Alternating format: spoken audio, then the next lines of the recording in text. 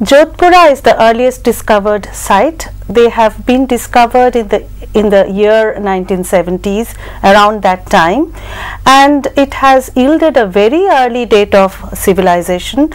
The first period belongs to a hunting gathering community, and the earliest dates are coming from around the last quarter of the 4th millennium BCE. From there we have a continuous occupation up to the year 2000 BCE. Besides that, we have retrieved the distinctive type of characteristic pottery, which is a wheel made pottery ranging in color from orange to red. Also from another site, which is Ganeshwar, located near the Nimkathana area. And what is the cultural sequence of this site? See, at Ganeshwar we have come across 3 cultural phases.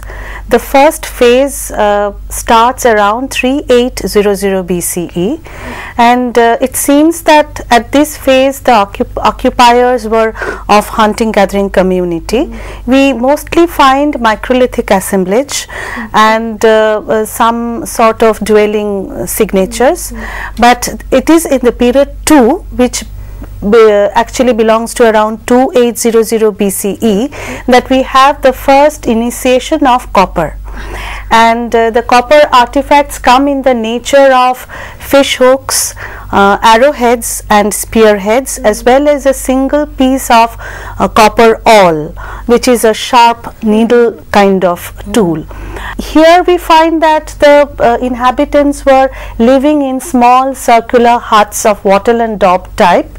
The floors were prepared by plastering with rammed pieces of rock or pebble. So this is the kind of thing that we get from period 2. From period 3 we find that there is more of copper artifacts. In fact, a wide variety and a wide range of copper artifacts are available from this time.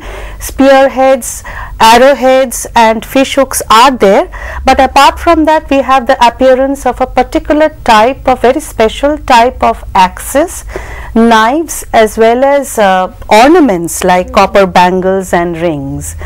And we find that there is a sharp decline in the use of microliths, and also the kind of culture that we have actually denotes a peak of the Chalcolithic civilization. Okay. So these are the 3 phases. In this context, can you tell us something about the cultural contacts that remained in this area? Yes, there is evidence for interesting cultural contacts. For example, the pottery from Ganeshwar actually resembles a lot the pottery from the early Harappan context, especially the early Harappan sites of Gujarat. Now, it also seems that the kind of pottery that was found from the early Harappan context at Banavali was discovered as surface finds from the site of Ganeshwar. So there is probably a direct contact. Not only that, it seems that the copper that was being smelted and manufactured from Ganeshwar was probably transported to the Harappan sites in Kunal and Kalibangan, and that is a suggestion coming from Dilip Chakraborty, who thinks that the huge array of copper objects that we find from Ganeshwar actually signify the propensities towards craft specialization among the people at Ganeshwar.